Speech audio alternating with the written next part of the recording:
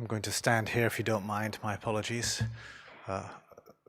But it would be nice to talk about the cleansing of the lepers. It's a lovely passage. But what I want to do is speak about the first reading from Titus. We started looking at Titus on Monday, and this is the last. It's only 3 chapters, a very short letter from St. Paul to Titus, and this is the last section we're hearing of it. And so there's a couple of things just to bring out here for us.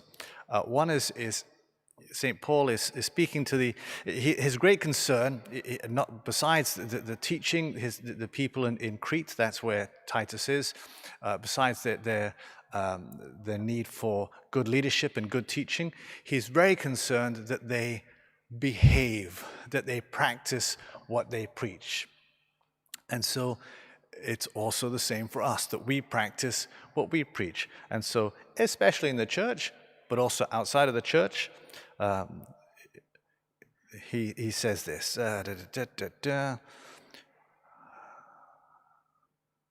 be ready to do good at every opportunity. Be ready to do good. Folks, be ready to do good at every opportunity. Do not go slandering, talking about people behind their back, or picking quarrels. But be courteous, always polite to all kinds of people. It doesn't matter who they are, be courteous and be polite. That's what we should be, how we should behave. So there's that. That's the first thing. Just a reminder how we behave towards one another and especially towards people outside.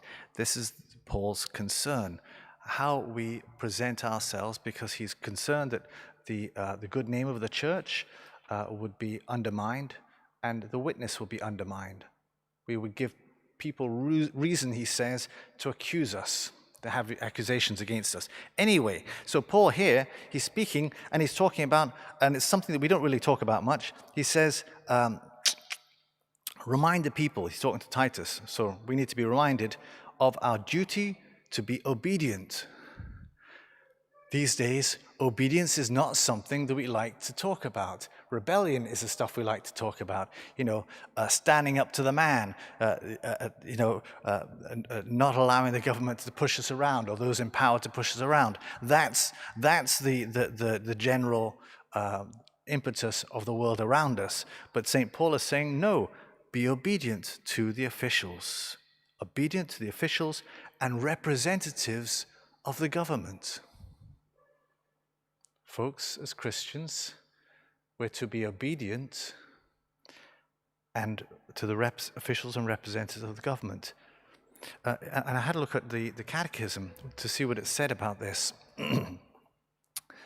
So, unpopular teaching, but it's a teaching of Scripture, the teaching of the Church. And so this is the Catechism, number 2238, and it goes on to 2242, but I'll just read a little bit about 228.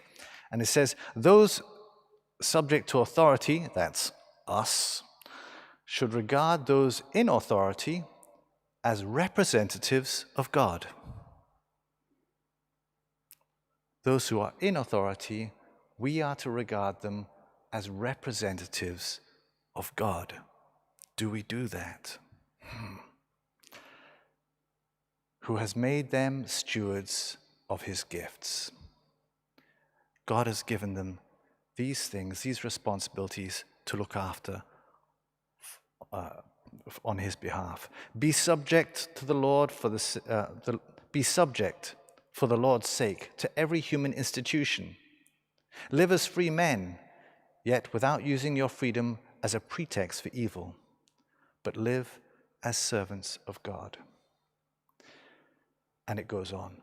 So it's worth reading that, but we have a duty to those in government.